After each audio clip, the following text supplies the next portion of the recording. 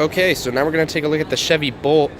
Chevy's entry into the fully electric vehicle market here, and I believe this won Car of the Year for its category. So Chevy is very, very proud of the Bolt. They say it sells well on the West Coast, and usually the dealerships that stock it appear to sell out quickly. They just struggle to meet volume, I suppose. But I believe this car starts at around $37,000.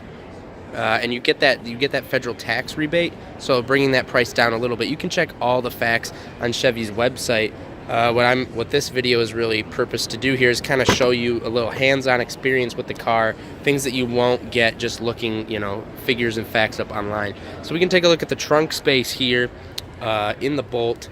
Again, fully electric. There's some lift up here, and I don't think you get a spare to keep the weight down, but I believe you do get like a patch kit down there. So pretty, seems like, for a car of this size, pretty standard trunk space. So just know what you're getting into there. So I do like the lights when you close them. It kind of gives like this electric look to them. So really, really cool there. So we can kind of come out here and get kind of a larger view of the car. Sorry, there's a video board behind me making it look weird, but very small, really like a compact or a subcompact category of car. And we can see up here, this is where you will charge it. So I think that's your normal charge, and then this is if you have a fast charger or a supercharger, whatever they call them. So that electric engine, I mean, you can see as we move around to the front, gives kind of a lower profile. You don't need quite a huge hood up front here. So this is also the base trim model of the Bolt EV. The upper trim, the fully loaded trim, there are only two trims of the Bolt. The fully loaded one is over there, and then this one is the base model. I can tell you I did sit in the other one. This has cloth seats, the other one has leather, but things like the range and stuff like that is unaffected by the trim level. So it's really just interior package upgrade over there. So as we sit in it, the windows, this window and this window are open. I'm not sure if you guys can hear in the recording, but even with those windows open, it does seem like there's a good bit of sound isolation just sitting in the vehicle. So, and I haven't really noticed that sitting in other vehicles. So there is a good bit of sound isolation. One thing that does concern me though is you have this really big pillar here, and they try to give you some more visibility with this window, but then this pillar is large as well. So maybe slightly lower visibility out the upper left here. But this is, their entry into the EV market, and I really like this center console. We can see in the Volt, if you watch that video, there's like pillars and then a reach through, and Ford does that and GM does that. But then this one, I mean, we're open air down here, so you can put a lot of stuff. I mean, it's hard to reach down here, but maybe things you don't need to reach as much or whatever. I mean, this is fully open here, and then for things maybe more accessible, we do have down here. That, and I think that's what a cigarette lighter. So that huge screen here. So again, as with the Volt, everything is screen based. And then the transmission, this actually reminds me of my old boss's Audi A4, I think it was, or maybe it's the one of the Audis, I think, has one of these shifters that you just go like that to. And then we actually have the infotainment system up. So let's take a look at that before I kind of talk about the rest of the interior. So Chevy and GM generally have pretty good infotainment systems and that. So swiping is very fluid here.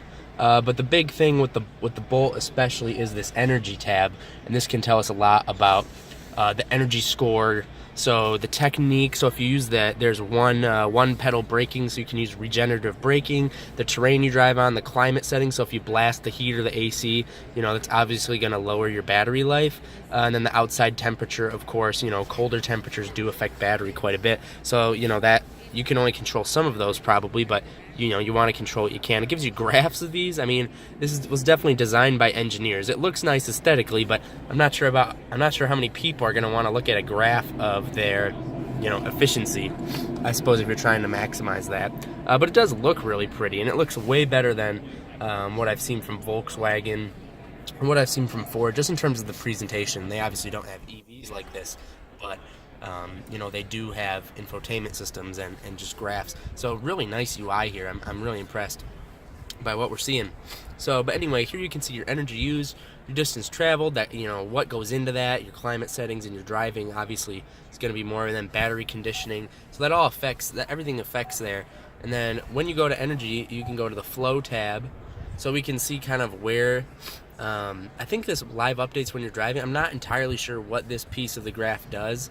When you turn it on, it does change though. The charging, you can see, you can change the charging limit from 8 amps to 12 amps. So this just says charging an EV can stress a building's electrical system more than a typical appliance, you know, more than your fridge. So, you know, when you change the charge limit in amps, that could affect things if you're, you know, just charging from a normal wall outlet and all that.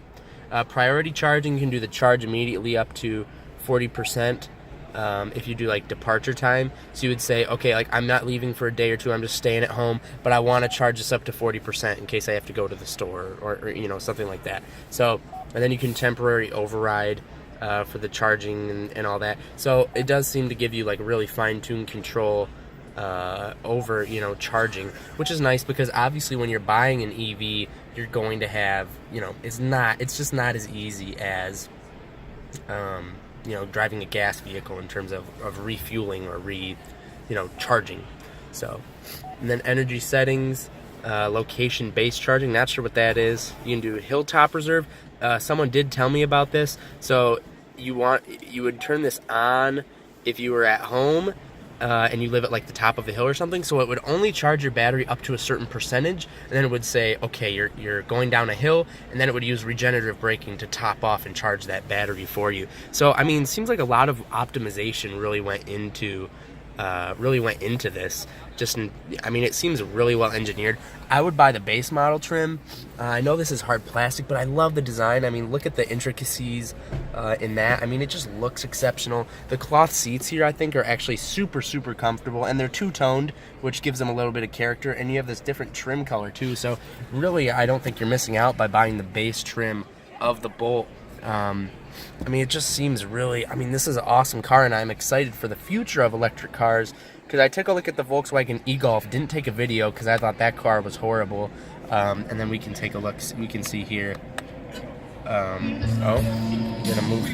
turn the radio on, but you can see how things look. I mean, it looks futuristic, it looks like the future's here, it's got your range there and all that. So, I mean, this gets me excited about the future of EVs. Like I was saying, I looked at the Volkswagen e-Golf, and it was really, really pretty horrible.